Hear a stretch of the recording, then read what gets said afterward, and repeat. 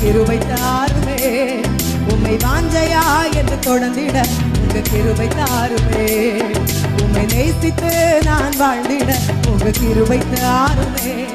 உம்மை வாஞ்சையா என்று தொடர்ந்திட உங்க கிருபை தாருமே. நிலையில்லாத வாழ்க்கை, ஆனால் ஆண்டவர் நிலையாய் வந்தார். அதோடு நின்று விடவில்லை. அவர் இருக்கிற இடமாகிய நித்தியமான வீட்டை குறித்த நம்பிக்கை தந்திருக்கிறார். ஓ, எங்கள் மேல் எழும்புகிறவர்களை நீர் வணங்கப்படுகிற தெய்வம். நிலையில்லாத எங்கள் வாழ்வில்